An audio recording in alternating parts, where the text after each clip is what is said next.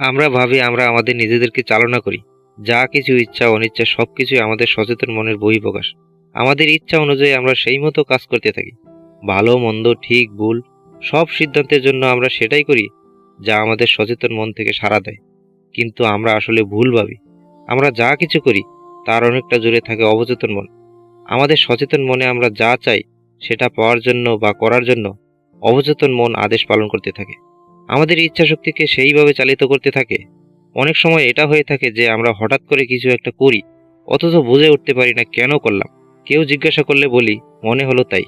এই মনে হওয়াটা আসলে অবচেতন মনের সর্বক্ষণের করতে থাকা আদেশ পালন। কি এই অবচেতন মন? মনতত্ত্ববিদ পিয়েরে জনেটের কথায় আমাদের সচেতন মনের জটিল বিশ্লেষণ করার ক্ষমতার যে প্রক্রিয়া চলতে থাকে তার অনেক গভীর থাকে অবচেতন মনের প্রক্ষেপণ। সহজ ভাষায় বলতে গেলে, সচেতন মন যদি আপনার মালি হয়, তাহলে অবচেতন মন হলো আপনার বাগান। সচেতন মন আপনার ইচ্ছাকে বাড়াতে থাকে, আর অবচেতন মন সেই ইচ্ছাকে ভিতরে ও বাইরে পূরণ করার চেষ্টাকে বাস্তবায়িত করতে থাকে। যখন আপনার কোনো ইচ্ছা আসছে যা হয়তো নয়, কিন্তু কোনোভাবে আপনি দমাতে পারছেন না, হতে পারে তা আপনার অবচেতন মনের প্রকাশ। কেন এই অবচেতন মনের উপস্থিতি? মানুষের মধ্যে প্রশ্ন আসতেই পারে যে তাহলে কেন এই অবচেতন মনের উপস্থিতি, যখন সচেতন মন তার বিশ্লেষণ ক্ষমতাকে কাজে লাগিয়ে সমস্যার সমাধান করতেই পারে। বিজ্ঞানীরা বলেছেন সব কিছুরই যেমন ভালো দিক থাকে তেমন খারাপ দিকও থাকে, আমাদের মনের ক্ষেত্রেও তাই। সচেতন মন যাকে আমরা নিয়ন্ত্রণ করার চেষ্টা অনবরত করতে থাকি, সেটা বাদ দিয়ে যা পড়ে থাকে তাই অবচেতন মন। এই অবচেতন মনের মধ্যেই লুকিয়ে থাকে সমাজের তথাকথিত নিয়মের বাইরে বেরিয়ে কাজ করার ইচ্ছা, হয়তো কোনো কষ্টের মুহূর্ত যা ক্রমাগত আমরা ভুলে থাকতে চাই, কিংবা কোনো অনুভূতি যা আমরা মেরে ফেলতে চাই, তারপরও মন বোঝে না। সেটাই অবচেতন মন। কী করে অবচেতন মনকে ব্যবহার করা যায়? আমাদের মন কখনো একই সময়ে একটা জিনিস নিয়ে ভাবতে পারে না। ঘটনার যোগসূত্র বিচার করতে করতে সে নানান বিষয়ে ভাবতে থাকে, যার জন্য আমরা কখনো একটা জিনিস নিয়ে ভেবে শেষ করি অন্য কোনো ভিন্ন জিনিস নিয়ে। মেন্টাল হাউস ক্লিনিং বা মনের ঘর পরিষ্কার বলে একটা কথা আছে।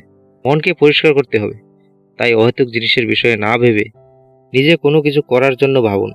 একটা লক্ষ্য স্থির করুন এবং প্রতিদিন একই সময় একইভাবে সেই লক্ষ্যকে দেখুন, ভাবুন। এরপর দেখবেন স্বয়ংক্রিয়ভাবেই আপনার অবচেতন মন কিছুদিন পর নিজে থেকেই সেই কাজ করা শুরু করবে। আপনি শুধু প্ল্যান করুন কিভাবে নিজের লক্ষ্যে পৌঁছাবেন।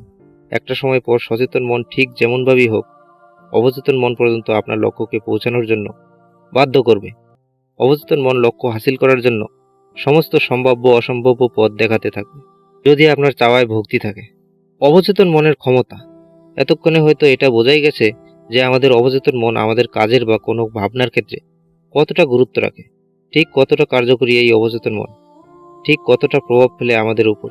বিজ্ঞানীরা এবং মনতত্ত্ববিদরা অনেক দিনের পরীক্ষা নিরীক্ষার পর বলেছেন যে অবচেতন মন শুধু আমাদের শরীরের উপরই প্রভাব ফেলে না, বা আমরা কি করব না করব তাই ঠিক করে দেয় না।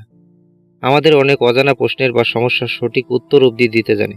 তার পুরোটাই নির্ভর করে অবচেতন মন কখন কিসের সম্মুখীন হচ্ছে আর সে কিভাবে তা শোষণ করে নিচ্ছে নিজের বিশ্লেষণের জন্য। আমরা যদি আমাদের কোনো সমস্যার সময় পজিটিভ সমাধান খুঁজতে থাকি, তাহলে আমাদের অবচেতন মন সেইভাবে আমাদেরকে চালিত করতে থাকে যাতে আমরা আমাদের কাজের সমাধান পেতে পারি। অনেক সময় অনেক সমস্যার জন্য আমাদের জীবনের স্ট্রেস দুশ্চিন্তা ক্রমাগত বাড়তে থাকে, যা আমাদের শরীরের উপর ক্রমশ ক্ষতি করতে থাকে, হার্টবিট দুর্বল হতে থাকে। বিজ্ঞানীরা বলেছেন অবচেতন মনকে দিয়ে যদি উৎকণ্ঠা বা দুশ্চিন্তার সঠিক সমাধান খুঁজতে দেওয়া হয়, তাহলে অবচেতন মন অবশ্যই বের করে দেবে। কিন্তু আমরা যারা জানি না অবচেতন মন বলে কিছু আছে, তারা কি করে বিশ্বাস করবে? তাই বিশ্বাস করুন অবচেতন মনের শক্তিকে। বিজ্ঞানীদের কথায় আমাদের মস্তিষ্ক যা কাজ করে তার 95% আমাদের সচেতন মনের ক্ষমতার বাইরে, যা এক কথায় আমাদের অবচেতন মনের বিশ্লেষণ বা ইশারায় হতে থাকে।